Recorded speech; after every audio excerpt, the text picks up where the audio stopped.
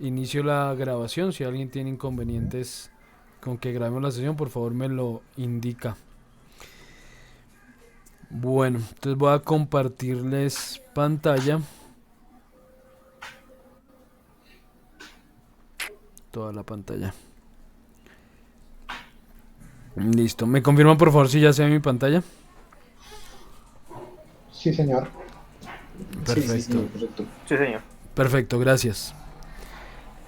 Bueno, entonces, la semana anterior habíamos hecho una introducción a la interfaz del programa, las características básicas de la interfaz y empezamos con las primeras opciones de modelado que nos ofrece Max, que son los objetos estándar y extendidos primitivos que se encuentran en el primer panel crear, en el primer subpanel que se llama geometrías. Hoy vamos a ver transformaciones y vamos a hacer la introducción a los modificadores con relación justamente al modelado. Entonces, primero vamos a hablar de transformaciones. ¿Qué son transformaciones? Básicamente las transformaciones son mover, rotar, escalar y colocar, junto con alinear. Eso es lo que vamos a ver al inicio de la sesión. Entonces, para esto voy a crear una escena muy simple. Recuerden configurar siempre las unidades del programa antes de iniciar el proceso de modelado. Esto solamente lo tienen que hacer una vez. Ya hecho una vez, cada vez que ingresen al programa ya estará configurado como ustedes lo hayan dejado. Eso no lo tienen que hacer todas las sesiones. Entonces, en este caso vamos a hacer un plano de 3 metros por 3 metros. Voy a dejarlo sin segmentos, solamente que me sirva de base y referencia. Voy a quitar la grilla en todos los planos. Y encima voy a poner un par de objetos. Una tetera, pongamos un cono. Y pongamos un toro. Ok. Voy a ubicar ese toro aquí un poquito encima del plano. Ya es lo que vamos a ver justamente. Entonces bien, mover, rotar y escalar. ¿Cómo funciona? Las tres herramientas se encuentran dentro de la barra de herramientas principal en la parte superior. Aquí tenemos mover, rotar y escalar. Si quieren acceder por teclado, están preconfiguradas las teclas W para mover y la tecla E para rotar. Escalar no tiene tecla de acceso rápido. Si ustedes quieren configurar esos accesos rápidos a alguna herramienta, lo pueden hacer desde Customize, y en Customize tenemos algo que dice Hotkey Editor. Este Hotkey Editor me permite seleccionar cada tarea que yo desee. Cada una de las opciones que me ofrece el programa están en orden alfabético y asignarles tecla. Él me muestra cuáles ya tienen asignada alguna. Entonces, por ejemplo, me dice que acelerar tiene, o el toggle para acelerar tiene la letra Q asignada. Luego me muestra que, por ejemplo, break tiene la Shift R, que eso es para modelado poligonal. Y bueno, hay algunas asignadas. Entonces, por ejemplo, si mover quisiera cambiarle la tecla de acceso rápido en lugar de W a M, sino que la M ya debe estar asignada a otra herramienta. Entonces vamos a buscar mover, move. Aquí está, move. Selecciono move y le digo que quiero asignarle la letra M. La letra M. Me dice que ya está asignada al editor de materiales. La letra M abre el editor de materiales. Entonces, por ejemplo, Shift M para mover no tiene asignado nada. Entonces le digo que sí, que le asigne esta. Ahora Shift R para rotar. Perdón. Vamos a buscar rotar. Entonces busquemos aquí rotar. Bueno, lo puedo escribir aquí. Rotar. Entonces rotar tiene asignado la tecla E. Vamos a asignarle Shift R. No está asignada nada. La asignamos. Y escalar. Entonces scale. Scale tiene asignada ninguna letra. Entonces le vamos a asignar Shift E. No está asignada nada. Le damos asignar. Listo. Y entonces me dice que si quiero guardar esto para que ocurra en todas las sesiones, digamos, para que esto quede guardado para todas las veces que iniciemos el programa. Le decimos que sí, que lo guarde en este caso, y veremos que si le doy Shift M fue efectivamente a la herramienta mover. Si le doy Shift R, no me está funcionando rotar, no me está funcionando Shift R. Shift E sí está funcionando, Shift R no quedó bien asignado porque en mi caso pues no está funcionando. Shift M pasa a mover, Shift E pasa a escalar, Shift R como que se lo asigné a otro rotar. Entonces miremos, Customize, Hotkey, busquemos aquí rotar. Sí, que se lo asigné fue a rotar, pero a rotar en el pelo. Es otra cosa que, bueno, eso no lo veremos en este curso. Voy a removerlo y busco rotar del main UI, y a este al que lo vamos a asignar Shift R. Asignar, listo, ahora sí. Hecho, guardamos. Y ahora sí Shift R debería, Shift R rotar, Shift M mover, Shift E escalar. Listo, es simplemente una asignación que estoy haciendo como ejemplo para que ustedes conozcan esa opción.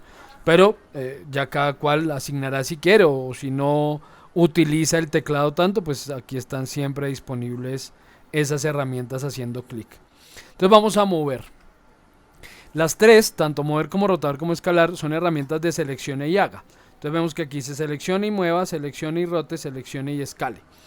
Eso quiere decir que yo no tengo que tener un objeto seleccionado previamente para moverlo, rotarlo o escalarlo. Puedo ir a la herramienta y ya estando en ella decirle, por ejemplo, que quiero mover la tetera. Aquí voy a hacer un paréntesis ahora que menciono las opciones de selección para hablar. Ya me acordé que en eso finalizó la sesión anterior. Les dije que les quería mostrar las opciones para seleccionar que nos ofrece Max, pero pues ya no alcanzaba el tiempo, entonces dije que las postergaba para esta sesión. Entonces voy a empezar por ahí antes de continuar con las transformaciones. ¿Cómo seleccionamos en Max? Hay 4 opciones para seleccionar los objetos dentro de 3ds Max. Una es hacer clic sobre el objeto. Para seleccionar puedo estar en la herramienta de selección, que es este icono que encontramos en la barra principal, o con las herramientas de transformar, que son de seleccione y haga. Entonces voy a ir a la herramienta de selección para no mover nada ni rotar nada, y simplemente hago clic sobre el objeto y así lo selecciono. Esa es la primera opción, hacer clic sobre él. Eso nos funciona muy bien en escenas sencillas, donde no haya tantos objetos. Pues simplemente quiero seleccionar la dona, pues hago clic en ella. Quiero seleccionar el cono, hago clic en él y ya. Esto lo podemos hacer en cualquier viewport, no tiene ningún tipo de restricción ni nada por el estilo. Permítanme un segundo.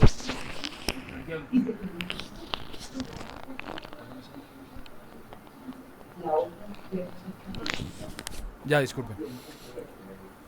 Pero cuando tengamos una escena mucho más compleja, perdón, alguien tiene abierto su micrófono, por favor revisen.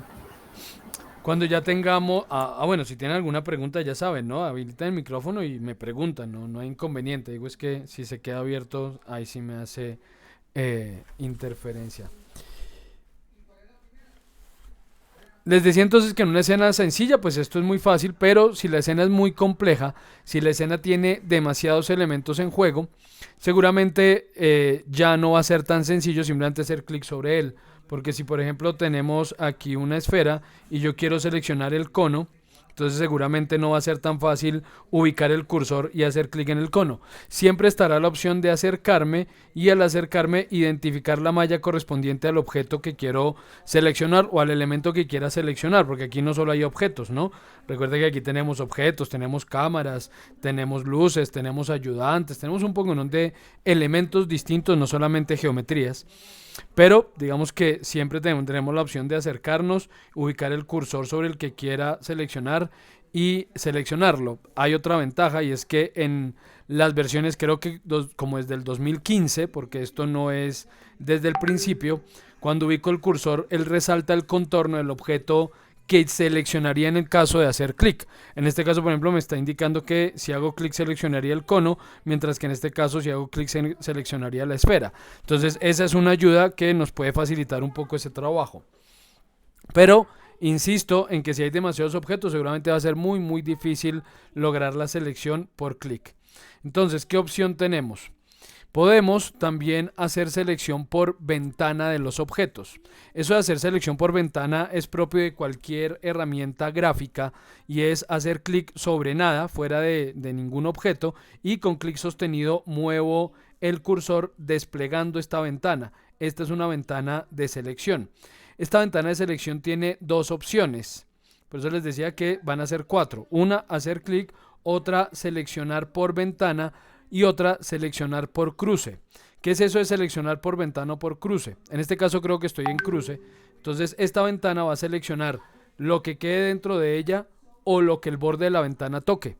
Es decir, que en este caso, por ejemplo, quedarían seleccionadas la tetera y la esfera. La tetera porque está totalmente contenida en la ventana, la esfera porque el borde la estaría tocando. Suelto y efectivamente esos son los dos objetos que he seleccionado. Es decir, estoy en selección por cruce. ¿Qué define que esté en selección por cruce o por ventana? Este icono que está aquí. Este icono que está después dentro de la barra de selección. Recuerden que las barras de herramientas siempre están separadas o agrupadas por, digamos, por herramientas que tengan similitud. Y uno ve la agrupación porque están divididas por estas lineecitas negras. Entonces, por ejemplo, aquí tenemos deshacer y rehacer. Luego tenemos aquí unas herramientas para enlazar, que eso lo vamos a ver más adelante cuando vayamos a llegar a animación. Luego tengo el espacio de selección, que es esta ventana desplegable y estos 4 iconos. Luego está la de transformaciones, mover, rotar, escalar, colocar y bueno. Entonces, dentro de las opciones de selección está el último, es este icono que me permite decidir si quiero hacer selección por ventana o por cruce. Si esto está activo, estoy en selección por ventana, si no, en selección por cruce. Si estamos en selección por ventana y volvemos a hacer la misma operación, en este caso el único objeto que quedará seleccionado será la tetera, porque a pesar de que la ventana toca la esfera, ya no está totalmente contenida dentro de ella. Entonces, si suelto el cursor, ahí quedó seleccionada solo la tetera. Entonces es otra opción que me puede ayudar, especialmente cuando debo seleccionar un grupo de varios objetos, no uno solo. Pero, y de nuevo, y si quiero seleccionar un objeto específico o un grupo de objetos específicos y no está fácil hacer la selección ni por ventana, ni por cruce, ni haciendo clic sobre él, ¿qué opción tenemos? Pues aparece la selección por nombre. Es el segundo icono que está en este espacio de selección. Selección por nombre. La selección por nombre nos despliega esta ventana en la que nos muestra primero qué tipos de objetos puedo filtrar.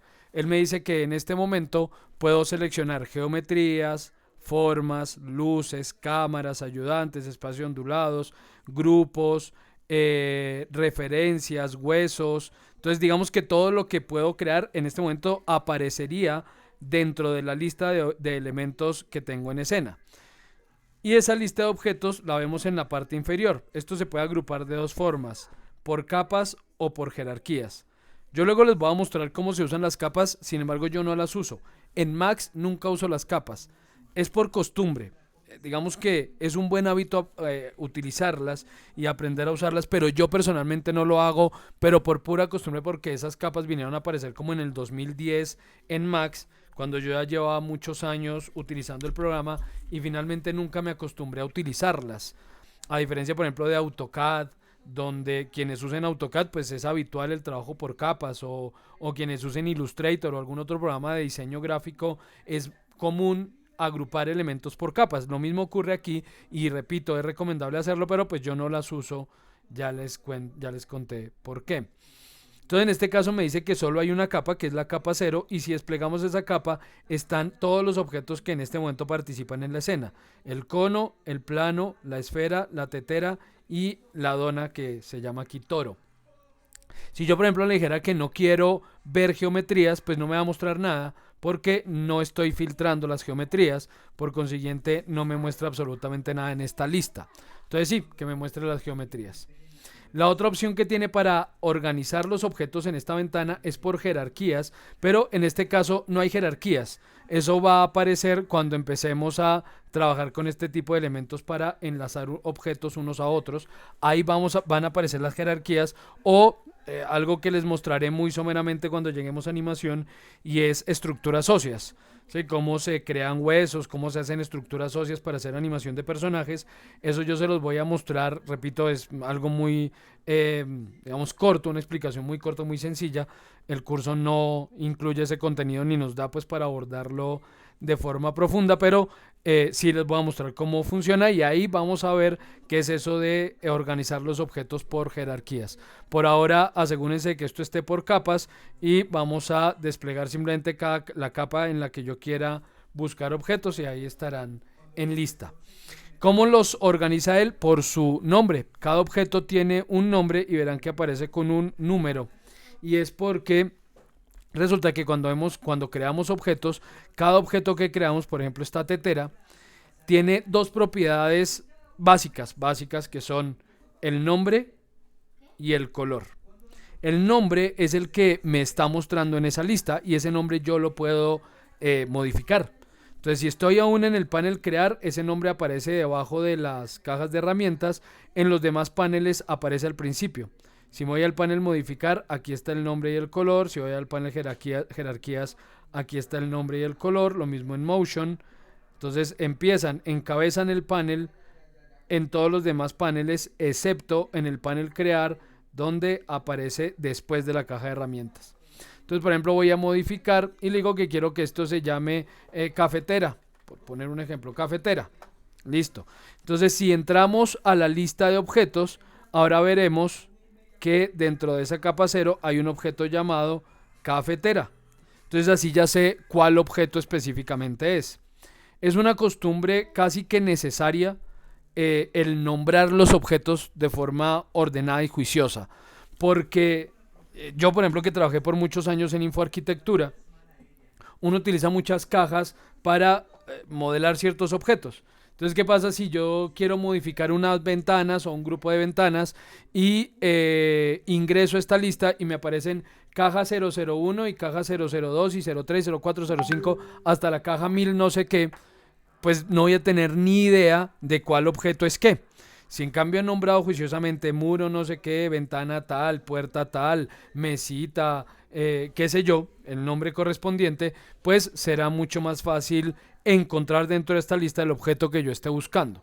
Entonces, una recomendación que les hago, y es algo que normalmente cuando doy el curso de forma presencial yo estoy muy atento a revisar que al crear las escenas efectivamente estén poniéndole nombres a las cosas.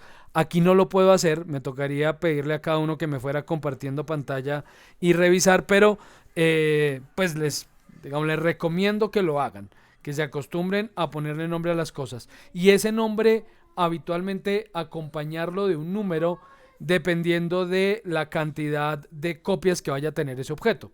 Si solamente voy a tener una cafetera en mi escena, bueno, este se puede llamar cafetera y ya.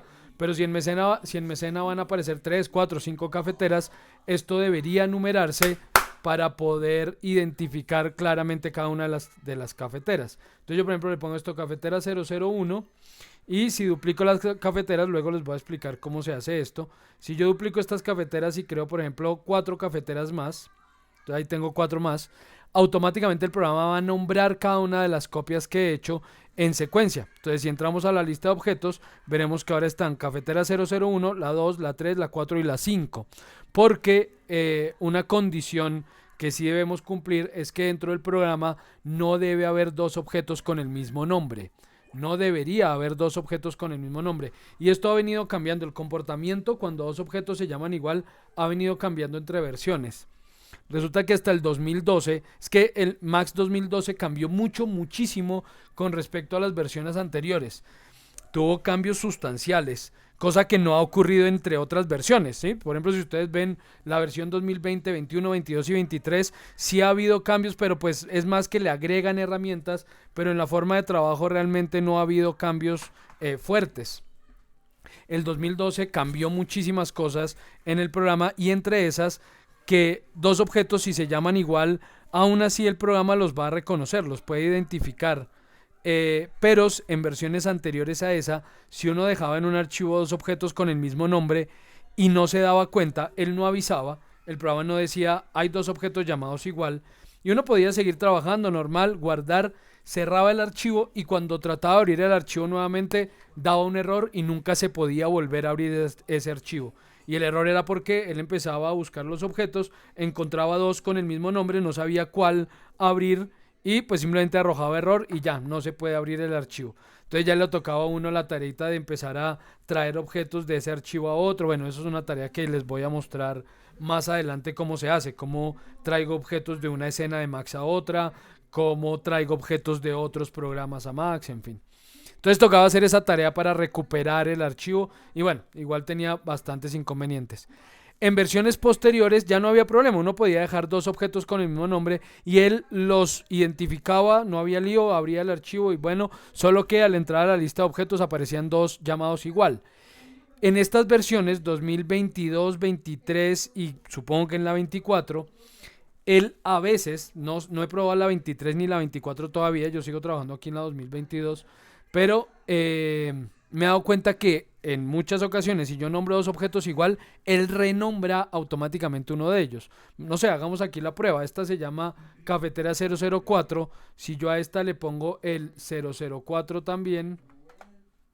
No, él parece que la dejó. Sí, aquí por ejemplo los dejó los dos con el mismo nombre. Y si entro a la lista de objetos, sí, hay dos Cafeteras 004. Y no habría problema, digamos, en esencia no habría problema, el archivo se podría seguir trabajando, guardar y volver a abrir. Pero hay otros métodos, digamos, cuando uno va nombrando cosas, que si se equivoca, él automáticamente lo renombra y le pone un número de secuencia distinto. Después de que está el objeto, ¿cómo se hace para cambiar el nombre? Ya hecho el objeto, yo lo selecciono por cualquiera de los métodos que les estoy mencionando y dentro de cualquiera de los paneles selecciono el nombre y lo cambio. Entonces, si estoy en el panel crear, aquí abajo, si estoy en los demás paneles, aquí arriba, selecciono aquí el nombre y le pongo. Entonces, esta, por ejemplo, se va a llamar Cafetera Diferente. Y listo, esa se llama Cafetera Diferente. Las demás se llaman, miren, esta se llama Cafetera 001, por aquí tenemos la 002 y esta se llama Cafetera Diferente. Entonces, simplemente es hacer clic, seleccionarla y modificar el nombre en cualquiera de los paneles, seleccionando el nombre y cambiándolo. El color, que es la otra propiedad básica del objeto, es el que me va a permitir visualizar el objeto cuando estamos en modo sombreado. En este modo shading me permite visualizar el objeto y mientras no le asigne materiales es con ese color con el que él va a renderizar ese objeto. Entonces voy a cambiar aquí a Scanline, luego les hablaré de esto, los motores de render. Y si yo renderizo en este momento, pues efectivamente los objetos se ven con ese color que tiene el objeto. Si yo quiero cambiarle el color, por ejemplo, a una tetera, pues simplemente la selecciono, hago clic en esta cajita de color y él me despliega este selector. Este selector me permite seleccionar o uno de los colores indexados, que son 64 colores, estos que están aquí en esta paleta, o colores base. Estos colores custom color no están, solamente están el negro y el blanco en principio. Los demás son colores que yo he ido agregando porque esto aparece todo en gris. Entonces, si hay un color específico que yo necesite, puedo hacer clic en uno de esos espacios. Por ejemplo, en este caso, en este espacio, le digo que voy a agregar un color personalizado. Él me despliega este selector, esto se le llama el color picker. Me despliega este selector donde yo puedo indicar el color, ya sea haciendo clic dentro de el, digamos, este gradiente de color que me muestra en esta ventana, seleccionando qué tan intenso o claro quiero el color. Entonces, por ejemplo, quiero un rojo, pero un poquito menos intenso, más hacia el rosa, supongamos, o por escala RGB o HSB. Pregunta, y aquí sí necesito que por favor levanten la mano, ¿algunos de ustedes no tienen ni idea qué es eso de escala RGB? Todos entienden qué es escala RGB. Ok, Nicolás, bien, gracias. Si necesitaba saberlo porque si no la explicación sobra, pero si no lo entiendes lo explico muy rápidamente. Cuando hablamos de el color depende básicamente de la luz. Entonces, digamos que la luz es un conjunto, es una onda que agrupa un conjunto de varias ondas a diferentes frecuencias. ¿Sí? Frecuencia se refiere a qué tan rápido oscila esa onda. Cada frecuencia genera un color diferente a la vista. En nuestros ojos nosotros tenemos, esto se los voy a mostrar aquí rápidamente, esto de paso les va a servir para cuando veamos el tema de materiales, porque ahí voy a retomar este tema. Entonces permítanme, les muestro unas imágenes aquí. Entonces miren, la luz es un espectro, digamos, es una onda o un conjunto de ondas que se mueven a diferentes frecuencias, y según la frecuencia de esa onda nosotros la podemos apreciar con nuestros ojos, y el cambio de frecuencia hace que la veamos de un color distinto. Nuestros ojos aprecian frecuencias desde los 400 nanómetros hasta los 750 nanómetros, dando los colores desde el violeta hasta el rojo. Frecuencias menores a 400 nanómetros se convierten en colores ultravioleta que podemos identificar con equipos, pero visualmente no los apreciamos. Y por encima de los 750 nanómetros llegamos a los infrarrojos, que tampoco los apreciamos con los ojos, pero también podemos capturarlos y medirlos con algunas herramientas. Nuestros ojos, no los de todos los animales. Hay animales que capturan frecuencias mucho mayores a los 750 nanómetros y otros que capturan frecuencias mucho menores a los 400. Entonces vemos distinto, pero ¿por qué vemos nosotros así? Pues porque en esencia nuestros ojos están, digamos, los integran una serie de células, ¿cómo se llaman estas células? Bueno, se llaman conos y bastones, pero no me acuerdo. Neuro algo, no me acuerdo ahorita exactamente la expresión. Me disculpan. No son los conos y bastones, profe. Conos y bastones, sí, son conos y bastones, pero digo que esto tiene un nombre, ¿no? Células neuronales, supongo, creería yo. Entonces, bueno, son las células, no solo tenemos neuronas en el cerebro, ¿no? Nosotros tenemos células neuronales en todo el cuerpo. Entonces, en el caso de los ojos, las células neuronales son estos conos y bastones. Los bastones, que son estos que aquí están representados como estos palitos azules, los bastones están encargados en nuestros ojos de percibir y apreciar los cambios de luminosidad, mientras que los conos son los encargados de identificar los colores. Tenemos millones de ellas en los ojos, pero más o menos en proporción son 8 veces más bastones que conos. Eso quiere decir que nuestros ojos están más hechos para apreciar el cambio de tonalidad y de luminosidad que para apreciar un cambio de color. Entonces, para ustedes va a ser más fácil identificar si sus ojos están funcionando correctamente. Va a ser más fácil identificar cuando la luz es más tenue o más alta, pero no es tan fácil identificar todos los colores. Aún así, somos capaces, normalmente, repito, de apreciar más o menos un rango de 16 millones de colores distintos. Eso para un ojo entrenado, altamente entrenado, donde uno pueda decir, no, es que, por ejemplo, aquí este color, el que está aquí a la izquierda en la pantalla, no es igual al que está a la derecha. Un ojo entrenado así lo entiende, pero pues una persona que no tenga, digamos, que no esté acostumbrada a identificar colores, pues seguramente dirá, no, todo ese es el mismo color. Entonces, bueno, pero digamos que normalmente una persona entrenadita podría apreciar hasta 16 millones de colores. Entonces, bien, ¿qué es lo que ocurre con la luz? La luz llega sobre los objetos, la luz llega sobre el objeto y la luz interactúa en el objeto. Digamos que normalmente todos los haces de luz ingresan en la superficie del objeto, interactúan con el objeto y parte de esas frecuencias son expulsadas de nuevo por el objeto hacia el exterior y otras frecuencias se quedan en el objeto. Las que expulsa son los colores que vemos nosotros. Entonces, si por ejemplo estoy viendo una naranja y veo la cáscara de la naranja amarilla, es porque de todas esas frecuencias que integran a la luz que han llegado sobre la naranja está expulsando las frecuencias que se mueven por los, aquí siempre se me olvida, por los 600 nanómetros más o menos, entre 600 y 650 nanómetros, esas frecuencias la naranja las está expulsando. Las demás frecuencias se quedan dentro de la naranja y se convierten en otro tipo de energía, normalmente energía calórica, ¿sí? Normalmente se transforman en calor. Entonces uno ve el objeto del color que le expulsa, que ese objeto rebota.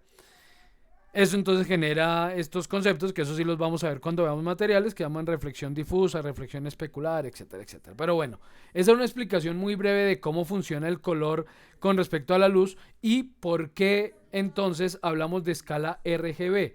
Porque cuando hablamos de escala RGB, nos referimos, aquí voy a agregar color, nos referimos a la división que tiene la luz en los colores primarios. Los colores primarios de la luz son el rojo, el verde y el azul. Esos son los colores primarios para la luz.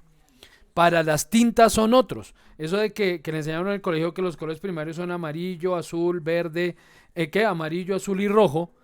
Eso es con las tintas. Pero no es así con la luz. El amarillo no es un color primario en la luz. El amarillo en la luz se obtiene mezclando el máximo de rojo con el máximo de verde. Así obtengo el amarillo. Y en la luz el color se mide de 0 a 255 porque esto está medio en lúmenes, donde 0 es 0 lúmenes y 255 la mayor cantidad de lúmenes que ofrece ese color primario, digamos. Entonces la combinación de esos colores de 0 a 255 me da los 16 millones posibles de colores que podríamos apreciar con nuestros ojos. Entonces si por ejemplo yo aquí quiero un color cian, no sé si identifiquen el color cian, mezclaríamos el máximo de verde con el máximo de azul. Esto es cian, lo llamaríamos azul aguamarina. Y si mezclo el máximo de rojo con el máximo de azul, obtengo un color que se llama magenta. Entonces bueno, aquí vamos a mezclar colores por su valor y listo, así voy a obtener el color que quiero. Entonces ustedes verán que siempre que hablemos de color para pantallas, siempre, ya sea para video, para cine, para televisión, para pantallas de celular, para, en fin, sitios web, redes sociales, un banner que ustedes quieran hacer para una red social o cualquier pieza que se vaya a desarrollar en función de verse a través de una pantalla, va a trabajar en escala RGB el color, porque todas las pantallas están compuestas por luz, o bueno, muestran el color por proyección de luz, y esa luz se divide en esos tres colores primero, rojo, verde y azul. Hay otra escala aquí que se las cuento muy rápidamente, además que en Max está maltratada, porque es esta HSV, que es Hue, Saturation y Value, donde Hue es el grado en el círculo cromático, ¿sí? Si ustedes ven un círculo cromático, no tengo aquí un círculo cromático, abramos uno acá, un círculo cromático. Entonces el círculo cromático, como cualquier otra circunferencia, es susceptible de dividirse por grados, ¿sí? Por grados.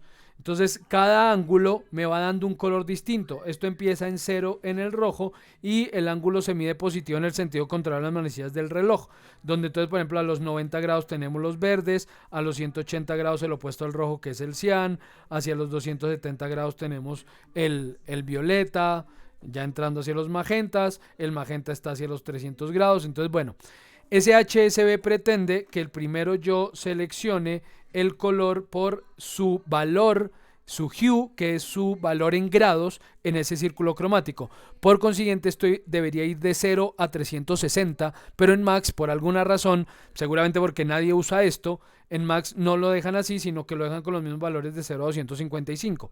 Entonces, si yo quiero este color de la mitad, no es 180 grados, sino 128 de valor. Entonces, está mal hecha, ¿sí? Y nunca lo han cambiado. Pero pues ya les cuento más o menos de qué se trata. Entonces si yo quiero ir por los magentas, entonces vamos por los 270 grados, 210 grados, perdón. Bueno, 270 grados, 210 en valor aquí. Y luego jugamos con la saturación y el valor. La saturación es llegar al máximo de ese color o llevar el color al pálido, o sea, hacer esto. Y el valor es llevar el color al color que estoy buscando o a negro. Entonces vean cómo el valor hace que se encienda el color o se vaya apagando hasta quedar totalmente en negro, y el valor lo que hace es aclararlo hasta llegar al blanco, la saturación, perdón, aclararlo hasta llegar al blanco. Entonces bueno, esa es una explicación muy breve de cómo funciona esa escala de color. Entonces yo digo que quiero, por ejemplo, este magenta, específicamente un magenta, voy a dejar en 255 el rojo y el azul, 0 de verde, y le doy agregar color, y él agrega ese color a ese espacio que yo seleccioné. Entonces ya tengo ese color disponible en el programa. Siempre que abra el programa, ese color va a estar ahí disponible. Entonces, por ejemplo, yo he agregado el rojo y el amarillo porque esos no están dentro de la paleta indexada y acabamos de agregar este magenta. Listo, ya puedo cerrar aquí. Le digo que ese es el color que quiero, lo selecciono, le doy OK y ese es el color que asume el objeto. Por consiguiente, es el color en el que va a mostrar el objeto cuando rendericemos nuestra escena. ¿Hasta aquí alguna pregunta?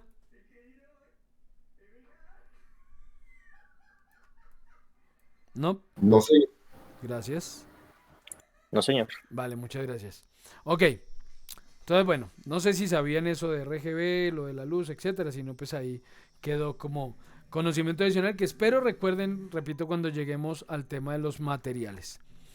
Entonces, bueno, les decía entonces que ya habiéndole cambiado el nombre al objeto, ya cambiando el color, pues podemos ingresar entonces a la selección por nombre y decirle que quiero seleccionar el que necesite de acuerdo a su nombre en la lista. Aquí simplemente hago clic en él. Si quiero seleccionar varios, por ejemplo, quiero seleccionar todas las cafeteras, selecciono una y con control, esto es igual que en Excel, ¿no? Con control puedo ir seleccionando otras o si quiero una, digamos, una lista de la primera a la última cafetera, entonces puedo seleccionar la primera, presiono Shift, hago clic en la última y él selecciona toda la listica de cafeteras. Ya seleccionadas aquí en la ventana le damos OK y eso es lo que queda aquí seleccionado. Efectivamente seleccionó todas las cafeteras. Entonces ya les digo, aquí tenemos las 4 opciones, ¿no? Clic, selección por ventana, selección por cruce y selección por nombre. Listo. Continúo ahora sí entonces con las transformaciones. Estábamos en mover. Entonces yo hago clic sobre el objeto que quiero mover, así lo selecciono y lo muevo en cualquier sentido. El tema es, y a esto siempre me cuesta explicarlo un poco, si no lo logro dejar del todo claro, por favor, pregúntenme. Si no hay problema, es importante saber si es o no claro lo que voy a tratar de explicar. Resulta que en Max podemos tratar las coordenadas de forma diferente. Yo puedo trabajar con coordenadas relativas o coordenadas absolutas. ¿A qué me refiero con coordenadas? Como estoy trabajando en un espacio vectorial tridimensional, pues dime. Rappi te da farmacia en las 24 horas. Pide con hasta 30 días comerciales en la clase. Libérate del malestar. Perdón, alguien. ¿Ya? Dime, ¿tienes alguna pregunta? ¿No? Bueno, alguien habilitó su micrófono tal vez sin darse cuenta. Entonces, resulta que como estoy en un espacio tridimensional, pues esto está regido por los 3 ejes de coordenadas que todos conocemos dentro de la geometría, que son X, Y y Z. Entonces, si yo, por ejemplo, voy a mover un objeto desde la vista superior, desde la frontal o lateral, resulta que ese eje X en principio es relativo a la ventana en la que esté. ¿Eso qué quiere decir? Miren, si yo hago clic en el cono, por ejemplo, él me muestra este elemento en amarillo. ¿Qué es este elemento? Ese es el punto de pivote del objeto. El punto de pivote indica cuál es la ubicación central de ese objeto a partir de la cual él va a hacer varios cálculos. Él va a determinar la ubicación del objeto a partir de ese punto de pivote porque él no puede identificar la ubicación de todo el objeto, siendo un objeto tridimensional. Entonces, para que él me muestre dónde está ubicado en esas coordenadas, él toma un punto sobre ese objeto. Y ese punto lo llamamos punto de pivote. Entonces, por ejemplo, en el caso del cono, el punto de pivote está en el centro, pero está por abajo. Miren que ese punto de pivote está aquí en la base. Mientras que en la esfera, por ejemplo, el punto de pivote está en todo el centro. Miren, está en el centro, está aquí en el centro. En el toro ocurre lo mismo, el punto de pivote está en el centro, miren que está elevado del piso, mientras que en la tetera, en el cono, ese punto de pivote está por el piso, está en la base. Pero bueno, sin importar dónde esté, el tema es que si yo, por ejemplo, quiero restringir el movimiento solo a un eje, yo puedo ubicar el cursor sobre ese eje y hacer clic, y ahí acabo de restringir el movimiento solo al eje X. Ya este objeto no se puede mover en Y. Miren, si yo trato de mover para arriba y para abajo, no se mueve. Solo lo puedo mover de lado a lado, en el eje X. Pero, si yo lo muevo de lado a lado en el eje X, pues lo estoy moviendo de izquierda a derecha, ¿cierto? pero me voy a ir a la frontal y lo voy a mover también en ese eje X. ¿Qué ocurrirá? Lo mismo, se va de izquierda a derecha. Ah, ok, pasó lo mismo. Pero ahora me voy a la izquierda y lo voy a mover en el mismo eje X. Miren que ahora se mueve para adelante y para atrás. Y yo no he cambiado la restricción. Sigo restringiendo al eje X, pero miren que ahora X apunta para abajo en la vista superior. ¿Por qué? Porque estoy en la vista izquierda. Y como les decía hace un momento, el programa asume que en principio el eje de coordenadas debería funcionar de acuerdo a la ventana en la que esté. ¿Para qué? Para entender que X siempre es de izquierda a derecha, que Y es de arriba a abajo y Z es hacia el fondo y hacia mí. Entonces, por ejemplo, si yo muevo en Y en la vista superior, estoy llevando el objeto adelante y atrás. Pero si muevo en Y en la vista frontal, lo llevo es de arriba a abajo. Y si lo muevo en la izquierda, lo mismo, lo muevo de arriba para abajo. Porque este es el vertical en la vista lateral, este es el vertical en la vista frontal, mientras que el vertical en la vista superior es esto. Entonces, es relativo a la ventana en la que me encuentre. Pero yo puedo cambiar eso. ¿Cómo?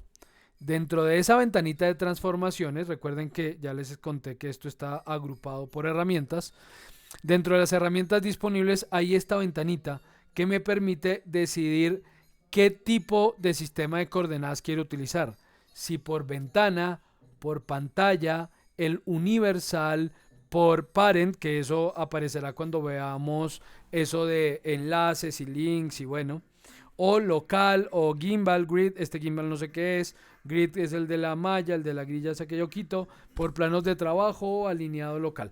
Por ejemplo, local, hace que ese eje de coordenadas ya no dependa en qué ventana esté y ahora sí siempre X es lo mismo, Y es lo mismo y Z lo mismo. Entonces miren que si yo por ejemplo muevo en X el objeto en la frontal, en la superior, lo puedo mover en X en la frontal, pero resulta que si me voy ahora a la izquierda y lo trato de mover en X, no se mueve. Yo lo estoy tratando de mover ahí y no se mueve.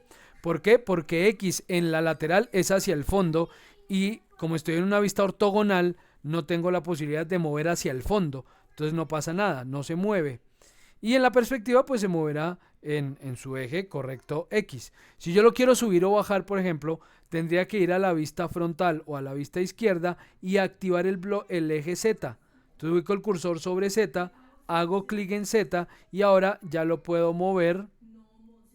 Ya lo puedo mover de arriba a abajo en la frontal, lo puedo mover de arriba a abajo en la lateral, mientras que si voy a la superior no va a pasar nada así yo intente moverlo, porque Z en la superior es hacia mí, y repito, no se puede mover en una vista ortogonal en profundidad. Yo no puedo moverlo hacia atrás o hacia mí, o alejarlo o acercarlo a mí o al usuario desde una vista ortogonal. Y en la perspectiva pues lo mismo, va de arriba a abajo porque es el eje Z de ese objeto. Entonces uno toma la decisión de cuál usar, pero tengan en cuenta una cosa, y es que esto es por objeto. Es decir, si yo selecciono el cono, miren que el cono sigue... Ah, ok. Perdón porque aquí me hizo quedar mal. Se quedó en local. Sí, se quedó en local. Bueno, cambios que ocurren con versiones, porque esto normalmente cambiaba por objeto. Entonces yo puedo decirle, este objeto lo quiero trabajar en local, mientras que este otro lo quiero trabajar en view o en otro sistema. Entonces veo que ahora funciona efectivamente para todos los objetos. Es lo lógico, digamos que es lo normal, que funcionara así. Consideraba que antes funcionaba mal, ahora veo que eso ya está resuelto y ya se queda en local hasta que yo lo quiera mantener ahí. O cambiarlo de nuevo a otra estructura, otro modo de uso de esas coordenadas. Bueno, entonces, voy a dejarlo por ahora en view. Por ahora, luego usaremos otros modos distintos porque estaremos cambiando entre ellos. Profe, una pregunta. Señor. ¿Cuál sería la mejor forma? Es que ya esto sí realmente es nuevo para mí, no me acordaba, ¿no? La forma el modo de selección más apropiado de utilizar, porque es que son muchos y entre tantos uno se confunde, ¿no? ¿El modo de uso de las coordenadas te refieres? Sí, sí señor, sí. Pues es que eso depende mucho del tipo de trabajo que estemos haciendo. A ver, les digo por qué. Voy a tratar de darles un ejemplo. Voy a hacer aquí un una cajita, hagamos una cajita delgadita, pero muy alta. Listo, digamos esta cajita. De una vez les muestro esta herramienta que se llama colocar, Select and Place, seleccionar y colocar.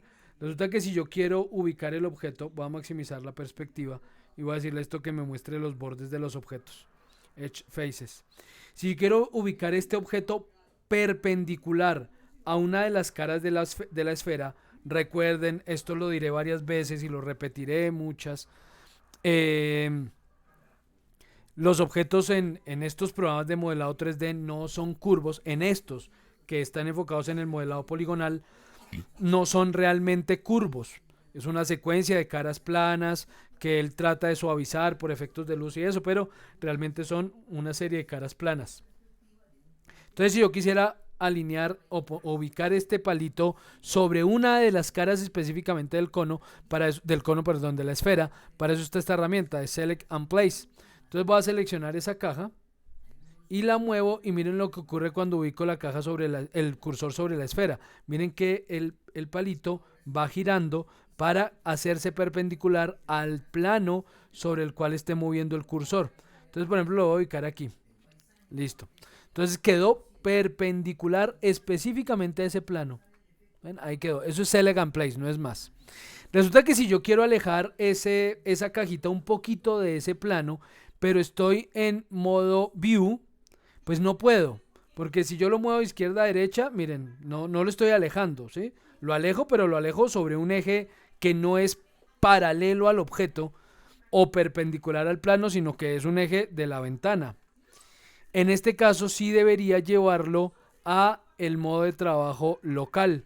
Entonces en local, si ya le digo, lo quiero mover en Z, y ahí sí lo alejo o lo acerco sin cambiar su ángulo ni su relación con la cara con la que lo ubiqué, con respecto a la cual lo coloqué. Entonces en este caso es indispensable el trabajo en modo local. Pero si ese mismo objeto, ya ubicado así, yo quiero decir, bueno, entonces ahora desde esta vista, supongamos desde la vista izquierda, lo quiero llevar hacia atrás, digamos, pero ya no me importa su relación con ese plano, lo quiero es llevar hacia atrás, meterlo dentro de la esfera hacia atrás, pues este modo local ya no me lo va a permitir, porque esto es Y, esto es Z, X aquí no lo voy a poder mover. Entonces, ¿qué hago en ese caso? Cambio al modo View. Y en el modo View, ahora sí le puedo decir, muévase en X y lo llevo hacia adentro en X. Y decir, listo, esa es la ubicación que requiero. Entonces no hay un modo correcto ni incorrecto. El modo correcto es el que yo necesite en cada caso específico. Entonces eso ya dependerá de cada situación para escoger el modo que consideres correcto. Y cuando vean los demás, se darán cuenta de que todos tienen alguna utilidad en algún momento, especialmente cuando animamos. Ahí sí que se hace necesario estar cambiando este modo de uso de los ejes de coordenadas para cada necesidad. Entonces, por ahora, repito, no hay un modo correcto o uno incorrecto, ni uno que me facilite el trabajo o no. Depende de la tarea que quiera hacer en cada caso. Entonces, bueno, les había comentado, sí lo dejo más o menos claro, Fernando. Sí, señor, gracias, muy amable. Vale, con gusto. Les había... Una pregunta. Dime. ¿Esas vistas se pueden también agregar atajos o nada que hacer? Toca directamente ir al menú y seleccionarlo. Sí, estas vistas, estos modos de visualización tienen... ¿Cuántos son? Top, a ver, lo digo acá. Top es T, left es L, front es F, la perspectiva es P, la vista ortográfica o vista de usuario es U, y que no tiene perspectiva, que es una axonometría con proyección paralela, y la vista, no más. Entonces las que no tienen tecla son ni la de abajo, ni la vista de abajo, ni la vista anterior, atrás, ni la derecha. Entonces a esas tres le podría asignar otra letra, ¿sí? No tiene B porque la B hace otra cosa, la B o K, por ejemplo, hace otra cosa, y la R hace otra cosa. Entonces... Sí, de pronto formulé mal la pregunta. Para el tema de mover los objetos en cierto plano, según esté ubicada, o sea, lo que acaba de hacer el profe. ¿Hay atajos para eso o no? Porque pues lo de las vistas sí lo había explicado en la clase pasada, Sí. que pues tenía ciertos atajos, pero para ponerlo, por ejemplo, en local, en view, Ah, ya, no las vistas, sino el sistema de coordenadas. Ah, eso, sistema de coordenadas. Ujú. No, no hay una, pero por ejemplo, conozco especialmente a los que trabajan en animación, que tienen que modificar esto con mucha frecuencia. Normalmente utilizan un comando que les permite escoger entre uno y otro, entonces le asignan algún conjunto de teclas al modo, a los que más usan. Normalmente los que más usamos son View, Word, Local y Parent. Sí, estos son los cuatro que más utilizamos. View, Word, Parent y Local. Entonces le asignan una tecla a cada una. Se le puede asignar, ninguna tiene asignada una tecla, pero sí se le puede asignar, no una, un juego de teclas en ese caso. Entonces, por ejemplo, Control Shift B, V para View, Control Shift W para Word, Control Shift P para Parent, ¿sí? Entonces, un jueguito de teclas que ustedes recuerden y que les ayude a cambiar entre un modo y otro de forma rápida. No lo tiene, pero ya les mostré cómo lo pueden asignar. Ah, perfecto, gracias. Pero sí se puede asignar con gusto. Les decía yo desde la sesión anterior que Max no es una herramienta que se precie de ser muy precisa. Porque a menos que yo esté modelando para impresión 3D, caso en el que seguramente sí voy a necesitar modelar con cierta precisión, las cosas aquí tienen que verse como yo quiero que se vean, más no necesariamente tienen que ser como deberían ser. Entonces yo les daba el ejemplo en la ocasión anterior que si este objeto no está perfectamente en el piso, sino un poquito elevado, pues quién se va a dar cuenta si esto finalmente se va a convertir, por ejemplo, en una imagen. Entonces una imagen de este tipo, pues quién se va a dar cuenta si está o no está elevada esa tetera un poquito. O si es una animación, pero dentro de esa animación yo no voy a pasar cerca al objeto, ni voy a verlo, por ejemplo, aquí por debajo, sino que la animación hace un recorrido siempre por la parte superior del objeto. Es muy probable que no se note que ese objeto está un poquito elevado o no. Entonces, a muchos no les importa y ustedes verán que el flujo de trabajo, el workflow de muchos artistas de 3D es descuidado en ese aspecto justamente, que no les importa si las cosas se tocan exactamente donde es o si una quedó un poquito más corrida que la otra, desde que visualmente se vea bien, pues no importa. Pero, por consiguiente, perdón, si yo muevo aquí los objetos, pues normalmente uno lo mueve a ojo, ¿no? Mueve el objeto a ojo, donde quiera ubicarlo, en fin. Pero sí hay forma de hacer esos movimientos o esas transformaciones con un modo preciso. Y es, si yo ya estoy moviendo el objeto, voy a ir a la misma herramienta mover y voy a darle clic derecho a esa herramienta mover. Entonces, estando seguro de que está activa, doy clic derecho sobre ella y esto despliega esta ventana. Esta ventana me da dos lados y en un lado me dice cuál es la ubicación de ese objeto en este momento, Absolute World, y yo puedo cambiar desde acá la ubicación del objeto. ¿Qué ubicación me está dando? Se los expliqué hace un momento. Es la ubicación del pivote, porque el objeto tiene varias ubicaciones, entendiendo que es un objeto tridimensional. Pero ese punto de pivote, en este caso de esta tetera, por ejemplo, está en menos 96,71 centímetros del 0. ¿Dónde está el 00 en la escena? Si activamos la grilla, es esta línea más oscura, esta que se ve como en negro. Esas líneas son el 0 en X y el 0 en Y de este plano de trabajo. Entonces vemos que esa tetera efectivamente está hacia la izquierda del plano X, o sea que está en negativo en X, ¿sí? Tal cual como lo dice esta ventanita. Lo mismo en el caso de Y, también está en el plano negativo, o sea, está en el cuadrante 3, negativo en X, negativo en Y. Y en Z pues está en el piso, está en 0. La tetera está sobre el piso porque el pivote está en el piso. Si vemos la esfera, él me dice que la esfera, por ejemplo, si tiene el pivote en 72 centímetros, así la esfera yo la ubique sobre el piso, porque lo que él me está mostrando es la ubicación del centro de esa esfera o donde está ubicado el pivote de esa esfera.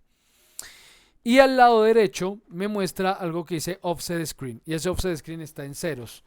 ¿Para qué? Para que a partir de donde esté, sin importar cuál sea la coordenada en la que esté ubicado, yo pueda mover el objeto tanto valor. Entonces yo aquí le puedo decir, por ejemplo, quiero mover ese objeto en X 300 unidades. Entonces le doy 300 unidades en Offset Screen, damos Enter y ahí sé que moví el objeto hacia la derecha 300 unidades. Pero, tengan en cuenta algo, y es que otra vez estoy hablando de coordenadas relativas porque esto está en el modo View. Entonces, si yo me voy a la vista izquierda y muevo el objeto 300 unidades en X, ya no se va a mover para la derecha 300 unidades, se va a mover es hacia atrás, hacia adelante, perdón, 300 unidades, si estoy desde la vista izquierda. Entonces le digo, muévase 300 unidades en X, miren que se fue hacia adelante, ¿sí? Porque estoy ahora en la vista izquierda. Entonces, esto aplica no solo cuando muevo el objeto con clic o arrastrando el cursor, sino que también aplica para esta ventana. Si en cambio estoy en modo de trabajo local y vuelvo a abrir esa ventana, miren que ahora dice offset local. Entonces ahora, no importa en qué ventana esté, si yo lo muevo en X, menos 100 unidades, se va a mover hacia la izquierda. ¿Ven? Estoy en la vista izquierda, estoy en la lateral izquierda, esa es la que está activa. Y aún así X lo mueve en X. Si me paso a la frontal, X lo mueve en X. Si me voy a la superior, X es X. Si muevo en Y es Y en cualquiera de los casos. Miren que por el frente no se mueve. Si lo muevo en Y estando en la vista frontal, se mueve, pero no se ve que se mueva porque está yendo adelante y atrás y desde la frontal no lo apreciamos. Lo mismo desde la lateral, efectivamente se está moviendo en Y. Entonces, para que lo tengan en cuenta, esta ventanita también funciona según el sistema de coordenadas que tengan seleccionado. Ahí volvió a el sistema View, por eso dice ahora Offset Screen. Entonces yo puedo ubicar un objeto. Ustedes me permiten un segundo, por favor. Permítanme un segundito, no tardo. Esto no falla, ¿verdad? Esto no falla, Juan Pablo. ¿Qué está pegando? Eso no falla. Eso no falla, ¿verdad? Eso no falla. Si yo estoy en clase y usted empieza a molestar, se dejan de editar la clase tranquilo. Eso no falla. Jugando con la pelota de sal y ya vi que la tiramos a la cama. Y se calla porque voy a volver a poner el micrófono. Si sigue llorando, le doy más duro. Se calla, por favor, que necesito seguir con la clase. Vale. Gracias, Juan Pablo. Ya, disculpen. Bueno, entonces, les decía que en este caso, entonces, yo ya puedo mover con valores exactos y aunque puedo ubicar el objeto por coordenadas, pues esto nunca se hace, ¿no? En Mac sería casi imposible organizar una escena ubicando las coordenadas exactas de cada objeto de esta manera, ¿no? Por estos valores. Entonces, pues realmente esto uno nunca lo mueve. No importa, eso va a cambiar. Si yo muevo el objeto hacia la derecha 100 unidades, pues va a cambiar de estar en 230 en X a estar en 330. ¿Sí? Ahí está, ahí cambió a 330. Entonces, esto nunca lo uso. Siempre usamos el lado de la derecha.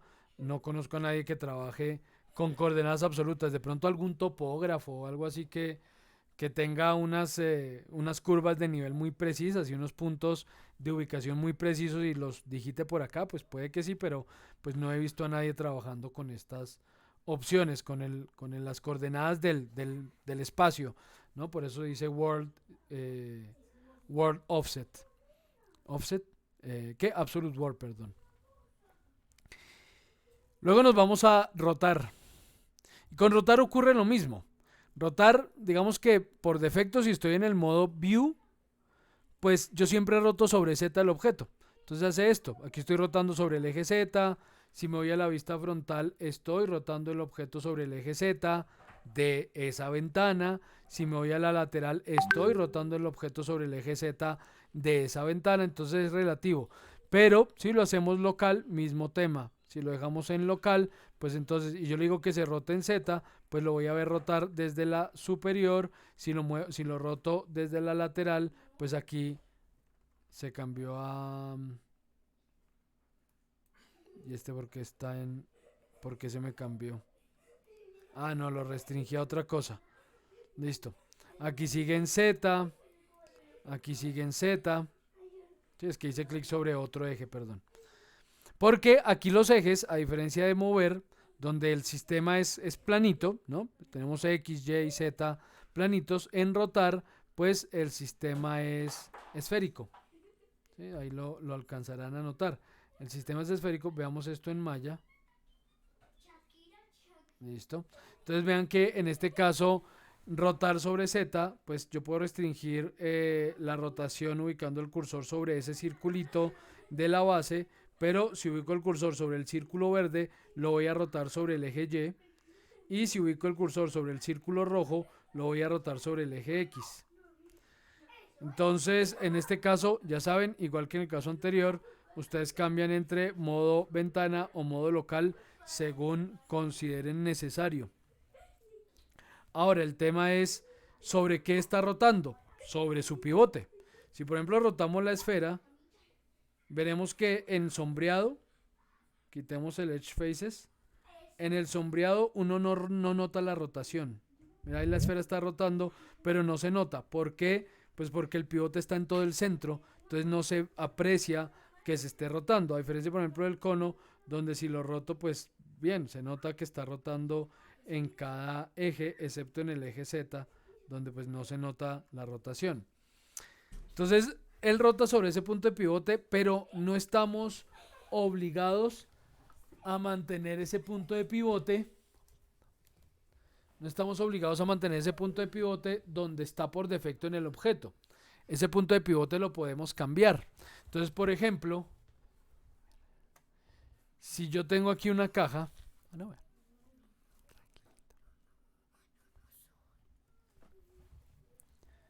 y yo quiero rotar este objeto, por ejemplo, que se caiga sobre este plano. En este momento, al rotarlo, miren que el objeto se empieza a meter en el piso. Se empieza a meter en el piso porque si bien el punto de pivote está en la base, está sobre el centro de la caja. Entonces, rótelo para donde lo rote, parte de esa caja se va a meter en el piso al momento de hacer la rotación. Entonces, yo quiero rotarlo de tal manera que rote sobre este borde, específicamente sobre este borde como debería funcionar. Entonces, en ese caso vamos a cambiar de ubicación el pivote. Para cambiar de ubicación el pivote de un objeto, vamos a ir a el tercer panel que se llama jerarquías. Ya hemos entrado a dos paneles. Digamos que hasta ahora hemos dibujado cosas dentro del panel crear, hemos alterado los valores de esas cosas dentro del panel modificar y llegamos al tercer panel que se llama jerarquías. En este panel hay varias opciones, esto lo vamos a ver un poquito más allá cuando veamos animación, porque todo eso de jerarquías hace referencia a estructuras o sistemas de objetos que uno enlaza en función de la animación. Entonces vamos a ver ahí luego otras cosas, pero por ahora esta primera ventanita me dice que yo puedo por un momento afectar solo el pivote, afectar solo el objeto o afectar solo la jerarquía. No sabemos todavía qué son jerarquías. No voy a afectar solo el objeto, voy a afectar por ahora solo el pivote y miren lo que ocurre con el pivote de este objeto. Cambia. Ese pivote inicialmente se ve como unas lineecitas simplemente y cuando activamos afectar pivote, ese pivote cambia y me muestra estas flechitas. Entonces voy a mover ese pivote. Entonces, ¿qué ocurre cuando movemos el pivote? Si esto está activo, al mover, rotar o escalar el objeto, no se escala el objeto, solo se mueve, rota o escala ese punto de pivote. Entonces yo aquí ya puedo mover el pivote y ubicarlo donde lo quiero ubicar. Aquí, por ejemplo, a ojo, puedo decir que lo quiero ubicar en esta esquina. Paso a la vista superior y verifico que haya quedado bien al bordecito. Mira, ahí por ejemplo no quedó tan al bordecito, lo voy a mover un poquito más hacia el borde. Eso se puede alinear, pero yo todavía no les voy a mostrar las opciones de alinear. Eso ya se los mostraré la próxima sesión. Entonces ya ubicado correctamente el pivote, donde quiero que quede ese pivote, desactivamos esta opción. Y ahora sí, vean, el pivote ya no está en el centro del objeto, sino que está más o menos sobre ese borde. Por consiguiente, si ahora voy a rotar el objeto en ese eje, es decir, sobre el eje Y en este caso, si yo lo voy a rotar, miren que ahora sí rota, ahora sí rota manteniendo esa esquinita sobre el piso. Ya si lo roto para el otro lado, pues ahí sí se va a meter en el piso, pero mientras la caída sea hacia este lado, pues va a funcionar bien el pivote en ese costado. Entonces, ese punto de pivote, y obviamente si lo movemos también va a cambiar la ubicación del objeto dentro de las coordenadas absolutas, ¿no? Voy a resetear ese... Vamos a resetear ese pivote para que quede como estaba al principio y listo. Ahí ya quedó otra vez al centro, otra vez cambió su ubicación, listo. Bien, eso es rotar y cómo podemos determinar sobre qué punto vamos a rotar un objeto modificando su pivote. Y por último viene escalar. Escalar por defecto funciona en los 3 ejes al tiempo. Entonces si yo escalo este objeto se escala en los 3 ejes al tiempo. Hacia arriba se escala ampliando, hacia abajo se escala reduciendo. Y si vamos y si ubico el cursor sobre alguno de los ejes, pues él también hace una escala no proporcional. Entonces, por ejemplo, en este caso estoy escalando el objeto en Y, en X, en este caso ubico el cursor, lo escalo solo en Z, en este caso lo voy a escalar solo en Y. Pero es escala no proporcional. Pasamos a dar clic derecho sobre esa herramienta escalar y también me da la opción de trabajar de forma más precisa. No les mostré eso con rotar. Perdón, volvamos aquí a esta cajita un momento y voy a rotar o a una de las teteras y vamos a rotar. Clic derecho en rotar y ahí está. Igual que en el caso anterior de mover. También tenemos una rotación absoluta y una rotación a partir de donde esté. Entonces yo le digo que se rote sobre el eje X 45 grados. 45 grados. Ahí está, rotado sobre el eje X 45 grados. Él vuelve a 0 porque la idea es que a partir de donde esté, sin importar qué ubicación tenga en este momento, yo pueda modificarlo, transformarlo y rotarlo o moverlo o escalarlo un valor determinado. Pero en las absolutas sí me dice que este objeto ya está rotado 45 grados. De aquí lo puedo volver a poner en 0 grados y vuelve a adoptar su posición inicial. Les decía entonces que con escalar, efectivamente, también me da la opción de escalar de manera más precisa, ya sea la totalidad del objeto, por ejemplo, esta tetera la voy a escalar al 150%, 150, o de forma absoluta, indicando el valor de escala en cada uno de los ejes para ese objeto, que no tiene que ser igual, no necesariamente es una escala uniforme. Entonces yo puedo decirle que aquí quiero que tenga el 80% de escala, mientras que en Y tenga el 160% y en Z tenga el 30%. Entonces ahí estoy escalando ese objeto con proporciones diferentes para cada eje, pero son proporciones o valores absolutos. Entonces si quiero volver a llevar esto a su tamaño original, le puedo decir que vuelva a su 100% en X, su 100% en Y y su 100% en Z. Y ahí volvió la tetera a su tamaño original. Hay que tener en cuenta una cosa con respecto a la escala y es supremamente importante que esto se entienda. Es otro de los temas que me cuesta explicar, pero que trato de dejar lo más claro posible. Y es que aquí la escala no está directamente relacionada con el parámetro de tamaño del objeto. Con el parámetro de tamaño. ¿A qué me refiero? Voy a escalar. Bueno, este objeto ya está escalado. Pero no, voy a borrarlo y voy a hacer otra caja. Hagamos un cubito que mida, por ejemplo, 30 por 30 por 30 centímetros. Entonces le voy a decir a ese cubo que mida 30 por 30 por 30 centímetros. Listo. Ahí tenemos nuestro cubito. Este cubo lo voy a escalar y lo voy a escalar en valores diferentes en X, en Y, en Z. Listo, escalé ese cubo con valores diferentes. Si en este momento yo me voy al panel modificar, veremos que en el panel modificar él me muestra que ese cubo mide 30 por 30 por 30 centímetros, cuando evidentemente no mide eso. Digo evidentemente no porque yo aquí lo pueda acotar, sino porque es obvio que el cubo no mide lo mismo por todos los lados. Entonces es imposible que mida 30 por 30 por 30. Pero es que el programa entiende que una cosa es su parámetro dimensional, cuánto he dicho que miden su longitud, su ancho y su altura, y otra cosa es el valor de escala. Este objeto mide 30 por 30 por 30, pero está escalado al 236% en X, está escalado al 39% en Y y al 326,4% en Z. Entonces, para él son dos factores diferentes: la medida del objeto paramétrica versus su escala. ¿Qué pasa si este ya es el tamaño que yo le quiero dejar al objeto sin importar lo que él me diga acá? Y es más, es que esto es un problema serio para ciertos procesos dentro de Max.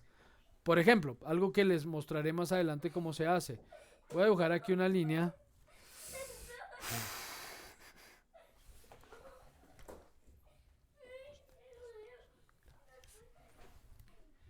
Vamos a dibujar aquí en la vista frontal una línea. Listo. Y voy a dibujar un círculo. Es más, voy a borrar todo el resto de cosas para que solo veamos la línea. Listo. Y voy a dejar un circulito. Aquí es de la vista superior. Un círculo no muy grande. Ok. Listo, ahí lo tenemos. Entonces tenemos círculo y línea. Lo voy a dejar de un radio menor. De un radio, digamos, de 20 centímetros. Ok, y lo voy a acercar un poco a la línea.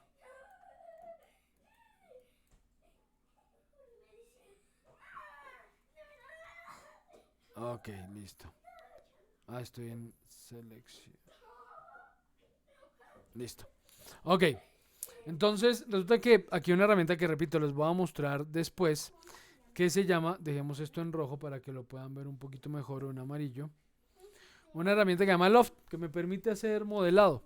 Entonces yo puedo decir, por ejemplo, que quiero que este objeto, repito, no le preste mucha atención a la explicación porque no se los voy a enseñar en este momento, se los voy a enseñar luego, pero quería mostrarles esto. Entonces listo, yo puedo hacer esto. Una figurita recorre un camino y con eso genero un sólido. Resulta que si yo tengo dos geometrías de distintos tamaños, por ejemplo, otro círculo un poquito más grande, yo puedo decirle a esto que quiero crear esa geometría a partir de que empiece con esta forma y luego, por ejemplo, al 50% me traiga esta otra geometría y al 100% vuelva a traer la pequeñita. Entonces hago este tipo de forma, digamos, relativamente fácil. Pero son dos objetos distintos con dimensiones distintas por su parámetro de radio, son dimensiones diferentes. ¿Qué pasa si en cambio yo cojo este círculo, lo llevo a un lado y lo escalo? Entonces voy a decir, quiero escalar este círculo y hacerlo más grande. Listo. Entonces tengo aparentemente dos círculos de distinto tamaño y le digo que voy a hacer esa misma opción que acabé de hacer hace un momento. Entonces le digo, voy a hacer un loft, traiga esta figurita y al 50% traiga esta figura grande. Miren, ahí la llevó. Efectivamente la llevó y sé que la trajo porque aquí se resalta. Pero miren que no hizo la cintura que hizo la anterior. ¿Por qué? Porque este círculo no mide más que este. Mide lo mismo paramétricamente, repito, solo que está escalado al 321%. Entonces hay que tener muy en cuenta cuando un objeto está escalado o cuando realmente tiene un tamaño paramétrico distinto. Si en algún caso ese objeto que escalé necesito que él lo asuma como que realmente es un cambio de tamaño, no como que está escalado. Voy a borrar esto otra vez. Entonces aquí ya tengo que irme a una opción un poco avanzada, pero que es importante conocer en este caso, y es una utilidad. Yo les dije que este último panel, el último panel de los que tenemos acá, lo íbamos a tocar casi al final y solo para ver un par de herramientas. Pues una de esas herramientas es la que les voy a mostrar en este momento y es esta que dice no está aquí, me toca abrirla. Eso se llama, ya ni me acuerdo cómo se llama, algo como transform, reset transform, algo así. Rescalar, ¿dónde está? Se me perdió. Baby, my camera, file, follow, bang, game exporter. ¿Dónde está ese resetear las transformaciones? ¿O si está fuera? ¿Será que cambió de nombre? Perspective Mesh, colapsar, medir, motion capture. Ah, este. Reset Xform.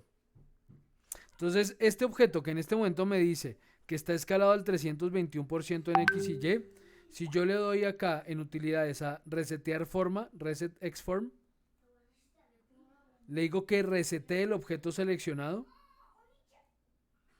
y veamos qué ocurre con ese objeto cuando entro a escalar. Miren que ahora me dice que ese objeto está escalado al 100, 100 y 100. Y si vuelvo a hacer el ejercicio del loft ya con este objeto, ahora aparentemente sí no debería tener problema. Entonces le digo traiga esta forma al 50%, traiga esta otra forma y vemos que efectivamente ahora sí hizo la cinturita. Entonces sí funciona. Lo que no sé, porque eso me cambió en algunas versiones, es si sigue siendo un objeto paramétrico. No, es un objeto con un modificador. Sí, miren, me dice preservar normales y es un objeto con un modificador. Ya no me da las opciones del círculo, ya no me muestra las opciones del círculo. Ahora es un objeto con un reseteo de forma. Es lo que aparece acá. ¿Sí? Luego les voy a explicar esto porque es la idea de cuando empecemos a hablar de modificadores, perdón. Pues entender justamente este tema de cómo se asignan modificadores y de cómo funciona esta cajita y cómo funciona este panel. En fin, por ahora nos quedamos con eso, con que esto no es un círculo que haya cambiado de radio, sino un círculo al que se le ha asignado un reseteo de forma. Entonces, bueno, pero así me funciona para hacer las tareas que quiero hacer si la escala me molesta, si el tema de la escala es un problema. Bueno, entonces ya vimos mover, rotar, escalar, colocar, ya se los mostré, eso simplemente es para ubicar el objeto perpendicular a algún plano y ya vimos esta selección. Ya luego viene acá cómo quiero tratar el pivote cuando tengo una selección de varios objetos. Por ejemplo, si tenemos aquí, vamos a hacer una caja y una esfera, por ejemplo, hagamos una caja, otra vez, una tetera,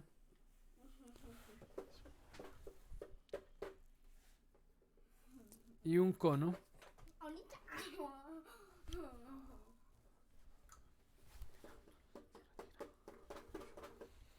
¿Y qué ocurre si, por ejemplo, yo quiero rotar estos tres objetos? Los voy a seleccionar y le digo que los voy a rotar. Él por defecto asume un único pivote para todos. Pasemos aquí a la vista frontal y, por ejemplo, asume un único pivote. Miren, para los tres objetos asume un único pivote. Pero yo puedo decirle que quiero que él asuma los pivotes de forma independiente. Y en ese caso, al hacer la misma operación, miren lo que ocurre. Ahora rota cada objeto a partir de su propio eje Y, de su propio pivote. En el caso anterior, lo rotaba a todos a partir del pivote del objeto de centro. O del centro entre los tres. ¿Sí? Realmente no está usando el pivote de ninguno. Ha creado un punto de pivote en el centro de la selección y a partir de ese centro es que rota. O le puedo decir que se haga a partir del punto de pivote del centro de la escena, es decir, del 0, 0. Donde esté el 0, 0 en la escena, a partir de ahí es que hace la rotación. ¿Ven? Aquí ya no está obedeciendo a las coordenadas de ningún objeto ni de la selección. Está obedeciendo es al 0, 0, 0 de mi escena. Entonces aquí determinamos cuál queremos utilizar. Si el de cada objeto independiente, si el del centro del el grupo seleccionado o el centro de mi escena. Entonces, bueno, dejemos esto en el centro del grupo seleccionado. Es lo que normalmente yo uso, pero otra vez, como en los casos anteriores, pues depende de lo que vaya a hacer, selecciono uno u otro método. Listo, esas eran las herramientas de transformación que les quería mostrar. ¿Alguna pregunta? ¿Alguna observación?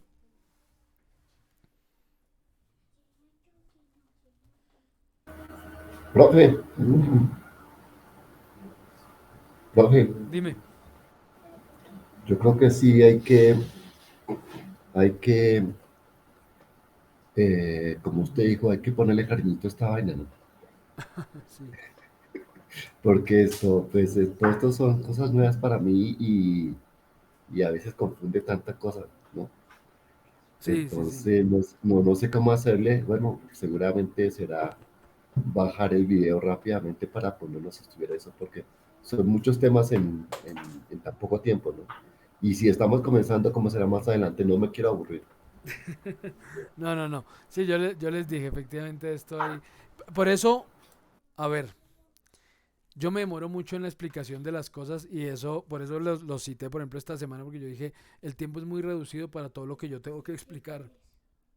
Porque si bien el contenido no es tan extenso, yo me extiendo mucho en explicar las cosas porque quiero que entiendan el fundamento de las cosas. Si ustedes buscan un video en YouTube de cómo seleccionar en Max, es muy probable que encuentren videos de 5 minutos que les explican cómo seleccionar y ya, y les digan usted puede seleccionar haciendo clic, puede seleccionar por ventana, puede seleccionar por cruce, puede seleccionar por lista de objetos. Listo, pare de contar. Pero eso no me permite a mí entender el porqué de cada método, ni en qué momento usar cada método, ni cómo, por qué, en fin. Entonces, por eso yo me detengo en explicar cada cosita como muy en detalle, ¿no? Entonces, eso hace que el tiempo no me rinda mucho, pero confío en que el modo en que lo estoy haciendo funcione y esté cumpliendo el objetivo que es que ustedes entiendan los principios del trabajo en 3D. No necesariamente entiendan solo cómo funciona la herramienta en Max, sino que en general en cualquier programa de 3D esto va a funcionar igual. O sea, en cualquier programa de 3D al mover va a ocurrir lo mismo. Yo muevo es con respecto a un punto de pivote. En todo programa de modelado 3D, todo objeto tiene un punto de pivote. La rotación funciona igual. En fin, digamos que esto es transversal a cualquier herramienta de modelado tridimensional. Entonces, bueno, no quiero alargar más el tema. Hay otros, bueno, quería abordar o empezar a hablar de modificadores, pero ya no vamos a alcanzar. La próxima semana, y por si alguno se acuerda, por favor, porque es que a veces se me olvida, voy a empezar o quiero empezar con copias. Cómo hacer copias de objetos, porque ese es otro tema que si bien es relativamente sencillo, tiene sus pelitos. Entonces, quiero empezar por ahí. Si no me acuerdo, por favor, alguno de ustedes, si se acuerda, me lo dice. Vamos a empezar con copiar, porque hay varias herramientas para copiar aquí en Max, ¿no? Entonces, quiero mostrarles esas herramientas que tenemos disponibles aquí para copiar objetos. Pero con eso vamos a empezar la próxima semana. Entonces, bueno, no sé si hay alguna pregunta. Profe, yo tengo una pregunta. Sí, señor, dime. Eh, Dos, mejor dicho. Yo puedo bloquear un objeto para que no se me mueva accidentalmente.